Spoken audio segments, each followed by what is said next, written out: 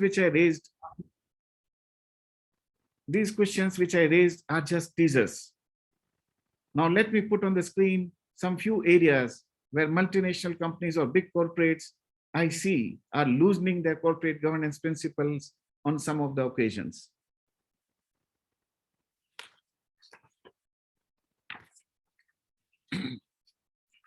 Corporate governance, is it a corporate convenience at multinational companies?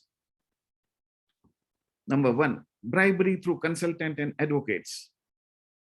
Multinational corporations and large companies hang large posters displaying zero tolerance to corruption. But there are evidences worldwide of failures to adhere to this principle. To ease the passage of deal or loosen bottlenecks, some of the multinational corporates pay above board fees to their consultants, advocates, or public relation companies, who in turn pay a good portion of their fees as inducement to get the work done. On the other hand, generally family-owned businesses do not have a corporate governance policy of hanging a poster saying zero tolerance to corruption. Here, owners themselves gives bribes to an officer to get their work done, instead of routing it through consultant and PR companies. This way, the rules of corporate governance are kept flexible by corporate leaders to suit their own businesses. Number two, bribery through awarding contracts to an associate of an officer. Sometimes contracts will be awarded to an associate of an officer who is helping corporates in helping a path to a successful outcome, which is also an act of bribery. Number three, lack of trust. Corporate governance says employers and employees should trust each other.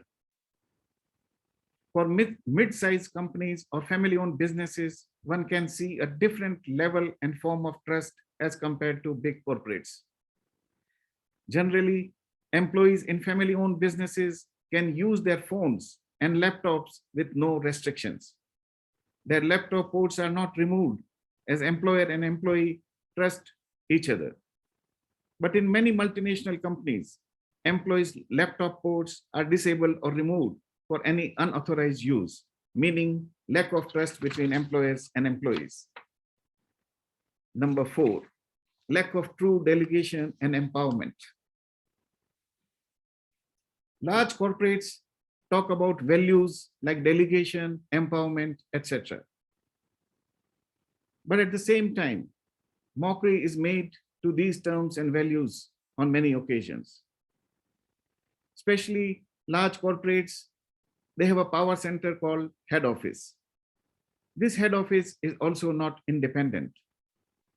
This head office is also governed by the board, consultants, and multidiscipline auditors, and a strong IT-enabled system like ERP. The combination of board, consultant, multidiscipline auditors are people who bring real value and direction to the company. Whatever they decide is supposed to be executed as it is by the local resident team of that big corporate. Even many times, the local managing director of a multinational company has no major power empowerment by their respective head office. For various reasons, the future trend is heading towards centralization.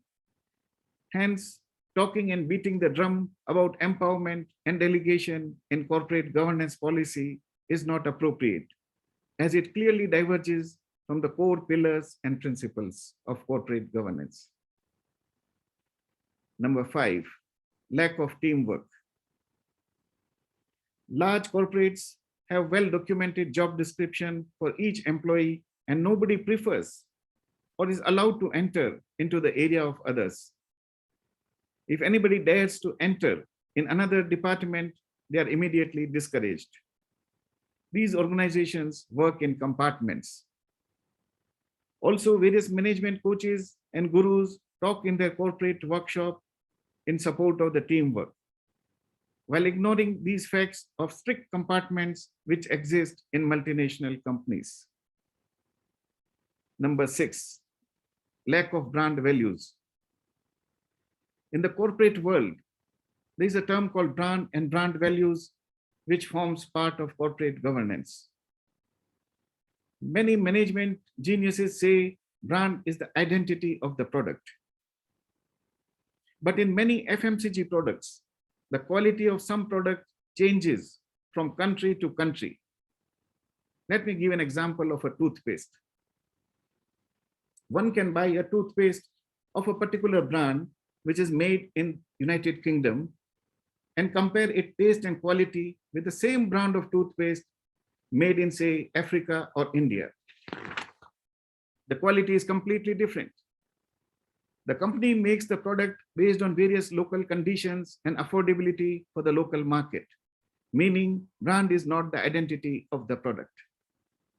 So again, the question arises, where has the corporate governance been applied by giving variation in the quality for the same product from country to country?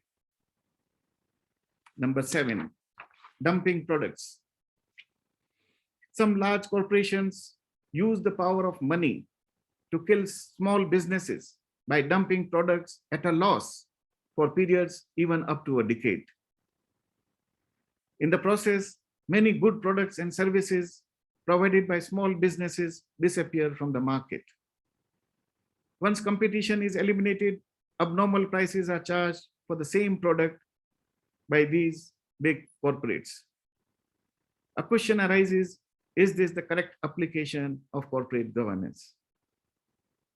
Number 8, monopoly.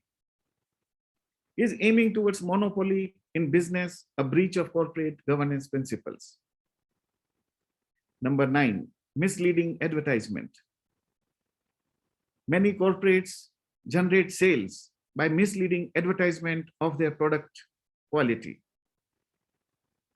The actor or the character in many of those product advertisement talks and portrays as if he or she is using that product and have achieved the desired results, as said in the advertisement. This is not true at all, as most of the time, the actor or character never uses that product. Is this not a mockery of a corporate governance? Or many times, if the advertisement is highlighting a special offer, then in tiny words it is written, terms and conditions apply, which nobody reads. This is not corporate governance in true sense. Number 10, outsourcing services. Corporates recruiting workers through contractors instead of keeping them as permanent staff is a perfect example of beating corporate governance principles and practices.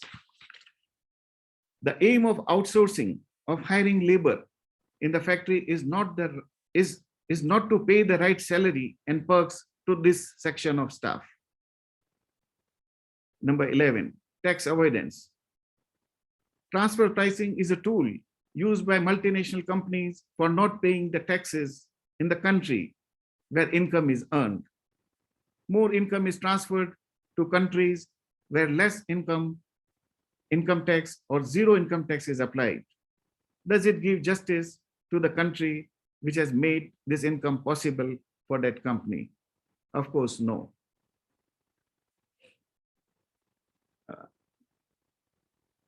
There are many of these online companies like Google, WhatsApp, Netflix. Are they paying taxes in Uganda? They are providing services. They are making earning from Uganda. But how many of those companies are paying taxes in Uganda? That's the question. Sports and sports sponsorship. Sports and other events are majorly sponsored by multinational companies only in the developed economies of the world, whereas the same companies are earning equal revenue from the developing economies.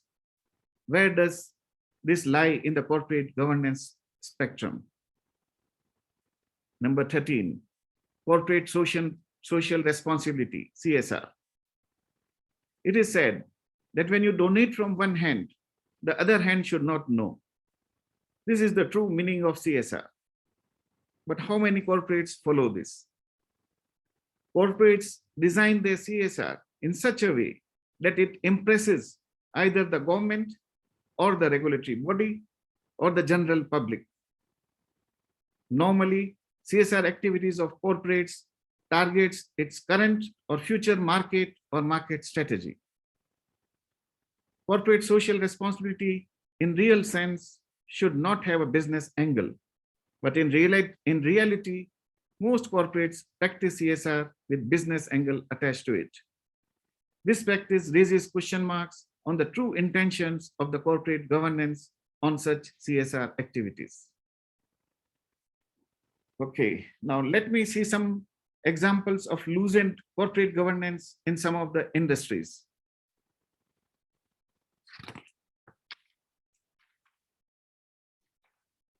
So on the screen, you would see examples of loosened corporate governance in various industries, organizations, and institutions. Number one, the media industry. Creating controversy to get highlighted in media and attracting consumers' attention is another mockery of corporate governance, especially in the film industry and some other businesses. Another example in the media industry is advertising the product through news and reviews without audience knowing it. It is clear breach of corporate governance principles. Many of the leading magazines and newspapers in the world publish articles not by merit, but publish for those who pays for that article. The fact which most of us do not know. Another breach of corporate governance in the journalism industry. Paid media. Propaganda is a black spot on the corporate governance in the journalism industry. And most of us, we do not know, but most of the medias around the globe, they are paid medias. Many of the social apps or TV channels project themselves as giving their services free, but in reality, they use your data by getting authority from you unknowingly. A clear breach of transparency in the approach. Number two, real estate industry. Real estate companies, in some cases around the world, give a house or a flat to a celebrity for free, who never visit there, but uses this gimmick for marketing to the naive consumers who buys the house thinking celebrity would be their neighbor. Good corporate governance. Pharma industry. Trials of medicines and vaccines are first undertaken in the underdeveloped countries. But when that poor country demands generic drugs, they are opposed. Is this within the spirit of corporate governance? Number four, hotel and restaurant industry. Hotel industry always put stickers and hangers in toilet, encouraging customers to refrain from adding their towels on a daily wash in the name of environmental conservation. Many of you might have seen in 5-star or 4-star hotels, there are stickers there saying, don't wash your towels on a daily basis for environmental reasons. But they do not say that it saves the cost or it saves the money for the hotel industry, which is also fair, no problem. But on the other hand, in the same hotel industry or the restaurants, what they have, more than 30% of their food is wasted. Many times we order full plate and eat only half the plate of the food. Hotel industry do not accept the proposal of ordering half plate at a reduced price and save food wastage, which they never talk. This looks like a dual standard on corporate governance. Number five, airline industry. Airline companies attaching an expiry date on the points earned or changing the rules of earning points at the disadvantage of the customers and still mentioning that rules are changed for the betterment of the customers. Good corporate governance. Universities and similar organizations. Many leading universities and organizations have instituted awards honorary doctorate degree by paying a fees, which many of us again do not know. That there are many universities around the world who give honorary doctorate degree if you pay them some certain fees. Many awards are also given around the world by paying some certain fees to them, while merits are completely ignored in such cases. And still in the public, the same organization teaches the lessons of corporate governance. Number 7, politics. In politics around the world, evading corporate governance is at its peak. Wrong things are happening just under the nose, but the message to the public is all is well. Political leaders are ideally supposed to work for the long-term betterment of the country, but in many instances, decisions are taken while taking into consideration the mood of the vote bank, even though it may cost the country. The way COVID pandemic is being handled around the globe is a classic example of this. Short memory of the public is effectively used by politicians in evading the corporate governance of the country. Beauty pageant events and TV reality shows. Beauty pageant events around the globe are being projected as if the decision is made by the jury on the final D-Day based on 3 or 4 rounds of walking in various dresses on the stage.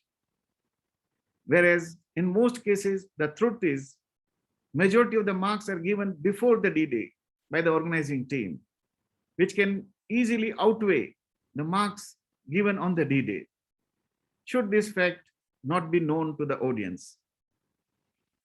Similarly, for the reality shows on television, the question arises, as are they really real or are fully scripted in advance, which is very much true. They are most of the time, most of the content is already scripted, but it is called as the reality shows on the TV. Transparency, which is one of the basic parameters of the corporate governance, does not exist in such circumstances. These are the few examples for some industry and organization who need to immediately raise their bar on corporate governance. Examples are many. We as industry leaders need to set examples by identifying the weak areas of corporate governance in our industry and then strengthen them. Now, let me wind up.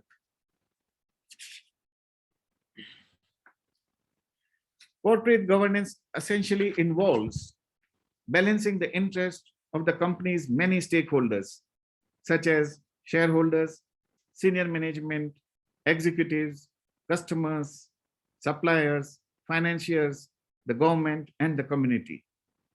Let us truly balance these all stakeholders. Lectures on corporate governance by management gurus and corporates and business leaders are welcome, but they need to raise the bar and stop looking for backdoors to beat the dragon of corporate governance. Most of the corporates, big corporates, have a very well-written corporate policies, but their practices are not up to the mark. So let corporates focus on practices more than the policies. Corporates which have stronger corporate governance policies and practices will have advantage over their competitors. Say a company which has a toothpaste which is of the same quality throughout the world, would we not love that company? The way Apple phones and Samsung phones are same throughout the world from wherever you buy. At the end, corporate governance minimizes wastage, corruption, risk, and mismanagement. With these remarks, I thank you all for listening my out-of-box views. Today is Diwali festivals for we Indians. Diwali for us is like Christmas for Christians. So let me wish you all a happy and a prosperous Diwali and end my presentation. I wish you all a great deliberation ahead. Thank you. Ah, wonderful. Wonderful. Thank you so much, and a happy Diwali to you as well. That has been extremely insightful, Rajesh. I'm particularly intrigued with a number of the weak points that that you raise. Perhaps also my eyes have been opened a bit. I was wondering why sometimes lawyers are paid what I think maybe is a bit too much for the job done, but it's also part of the back door, I guess. There are a lot of clean lawyers, of course, but unfortunately, some of them are caught in the loop. So the danger is basically widespread when it comes to corporate governance challenges.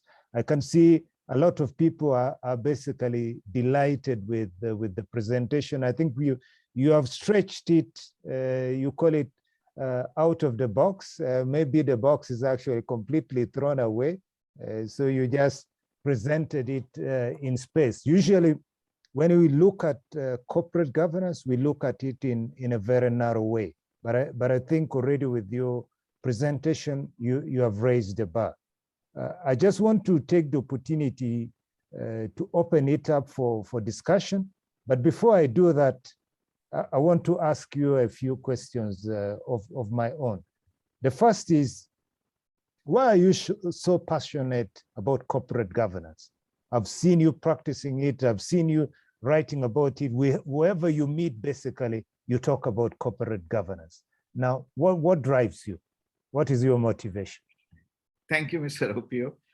See, today's subject came up from my business experience and exposure for last 30 years. It is not from any management books.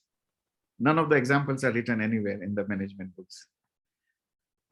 Corporate governance balances the interest, as I said in my closing remark, balances the interest of the companies in all, balances the interest of the company's stakeholders, such as shareholders, senior management, customers, suppliers, financiers, government, and the community at large. Meaning, corporate governance take care of all stakeholders of the company. Now, when all the stakeholders of the company are being taken care of, it means what? The company is going to thrive by leaps and bounds. And due to this, I am so passionate, or I like to talk about this topic.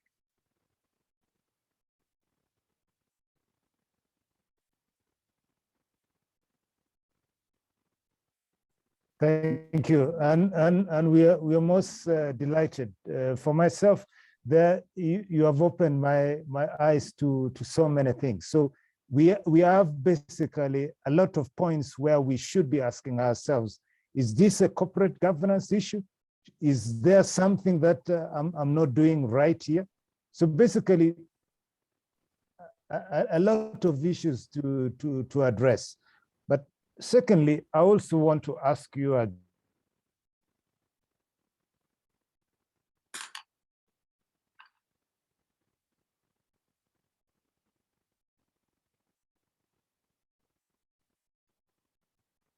Mr. Douglas, we could not. Apology for that, just went off a bit.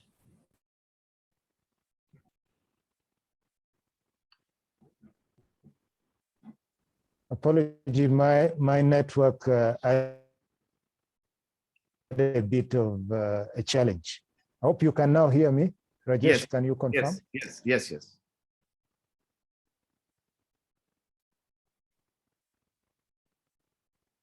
Rajesh, are you able to hear me? Yeah, we are hearing you perfectly now.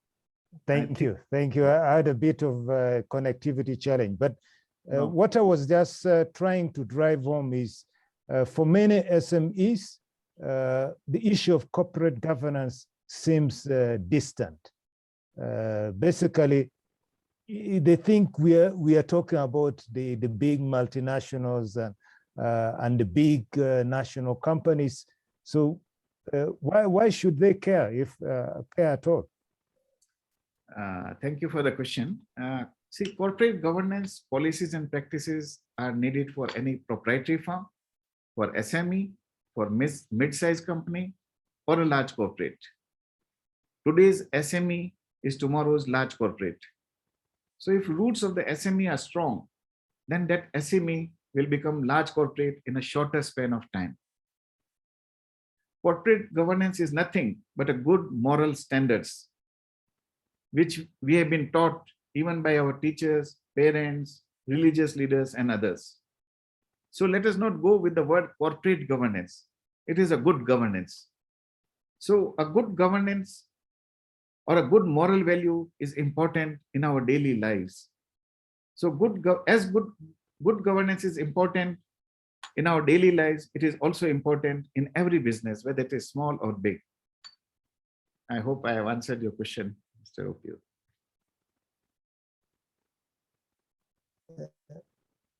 Yes, indeed, you have answered my question. I was just turning off my video because our connectivity has not been very good today. But you have indeed answered my question. Now, thirdly, and the last one, then I will go to some questions which I see already raised in our chat box. You have talked about many corporate governance issues. There are so many, actually. Now, for a CEO or an SME, a company listening to us today, what should be the starting point?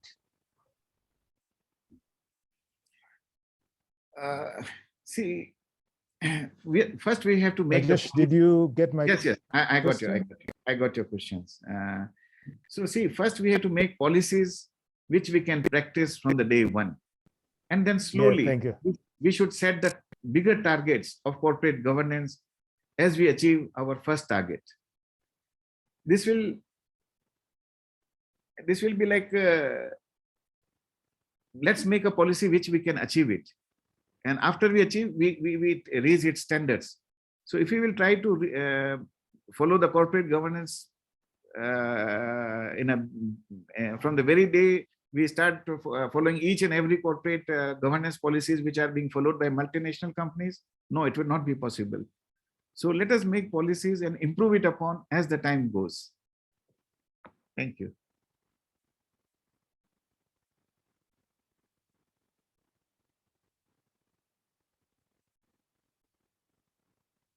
Mr. Opio, are you there? Thank you, Rajesh.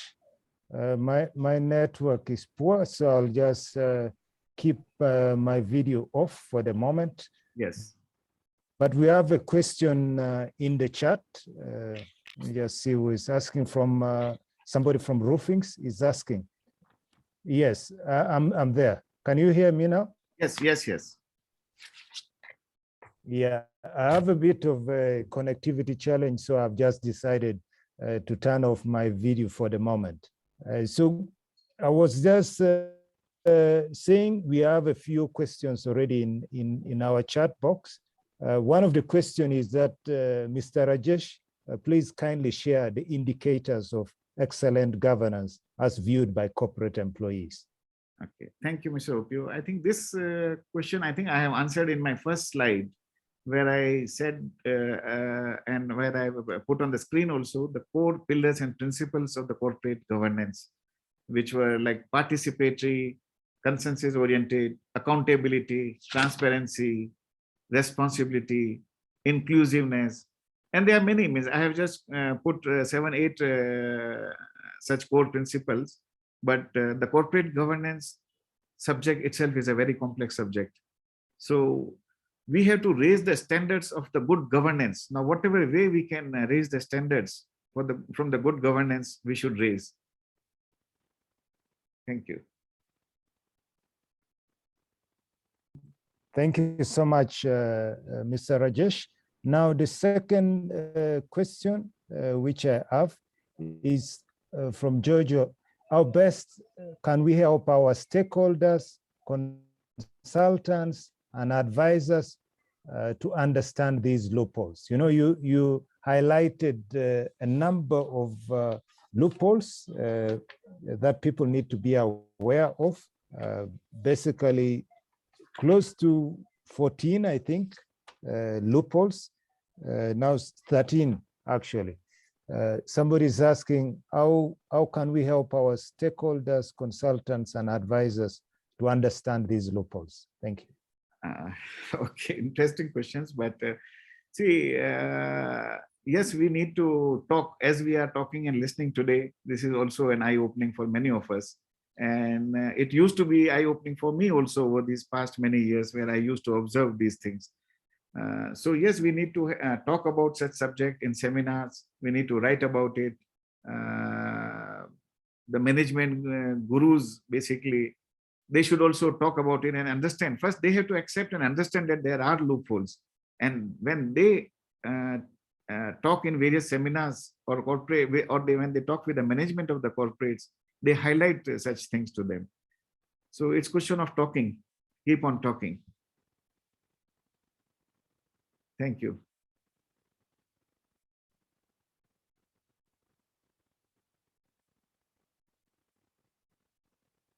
Mr. Douglas? Yes, I can hear you. Yes. Yeah, please proceed. Okay, no, I think I have answered to the best of Yeah, my understanding yes, of the question. please. I think towards the end it was breaking on my side, so I didn't get you fully. But No, it's okay. Let's proceed. okay. Now it's open again. So colleagues on this webinar, if you have any question to raise, I think we are happy to put it to Rajesh. You can either just put up your hands and raise your question, or you can also just type in the chat box. You can also utilize the Q&A button, whatever you prefer.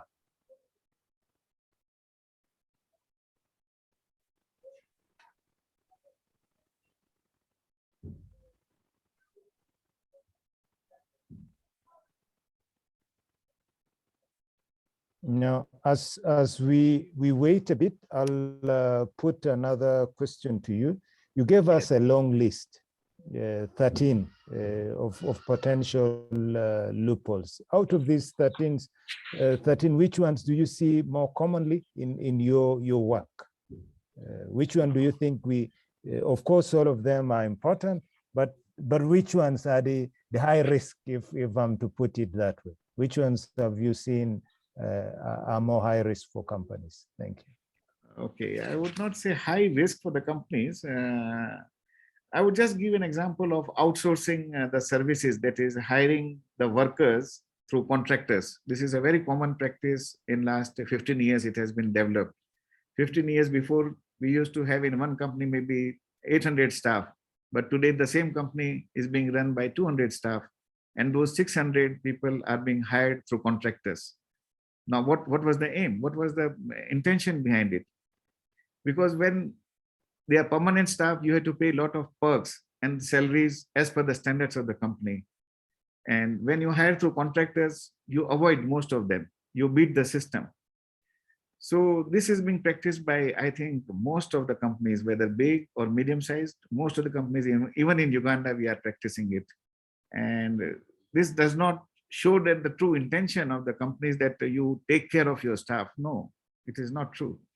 That is one. Second, if you ask me about CSR, as I have talked, most of the companies we do CSR, and I appreciate and I respect that CSR. But what is the angle behind it? We are always thinking of business angle. Let us do a CSR in which we can get a mileage out of it. We don't do CSR where the mileage is less, but the benefit to the general community is more. It is the other way where the mileage is, because in CSR also, the cost of advertisement for those CSR is much more than the money which has gone to the beneficiary. So if it had been the other way, that we do less advertisement and give even that money of that advertisement to those beneficiary, it would be better to the community at large.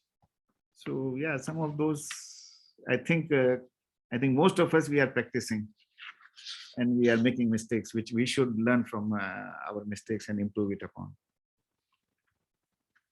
Thank you. Thank you so much, Rajesh. I have another question here from Rufings again. Is good corporate governance in any way negatively affected by breakdown in family system? Okay, I would not say that the good corporate governance in any way negatively affected by the breakdown in the family system.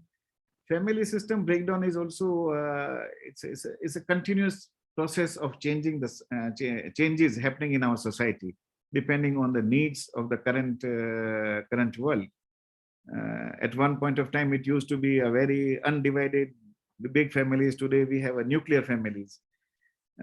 But yes, when it used to be a big families, we used to teach our children more moral values at that point of time, which today the parents does not have the time, because both the husband and wife, they are working and they don't devote too much time on their children to give the moral values which we used to learn from our grandfathers at that point of time. So yes and no, I agree with that. But the corporate governance is a recent new move which we have started talking. It was not being talked maybe 30, 40 years before the way we talk it today. So yes, we need to see the mistakes. We all make mistakes. We need to learn from our mistakes, and we need to raise the bar of the corporate governance as much as possible. Nobody would be perfect, but we need to raise the bar as much as possible. Thank you.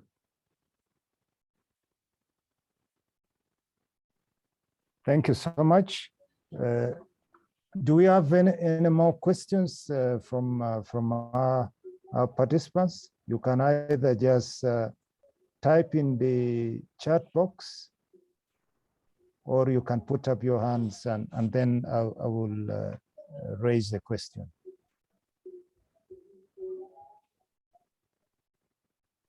Now, this is one that I need to raise as we continue. There's the emerging issue of issues of inclusion, and inclusion increasingly is also becoming a corporate governance issue. Specifically speaking on the issue of persons with disability, accessibility of workplaces, providing equal opportunity for them to be employed as well. How do you think issues of corporate governance around this issue can be promoted a little bit more among companies? Yeah, giving equal opportunities to person person with disabilities, I think it is very important. And the Western world is much ahead than this part of the world.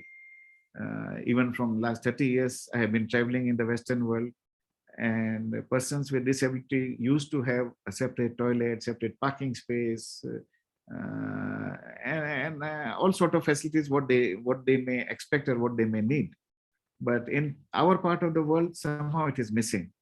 But at least we have started talking on those subjects, and yes, in a days to come and years to come, we need to act on it. We need to act fast on it, and we need to give equal opportunities to them. Thank you. Thank you.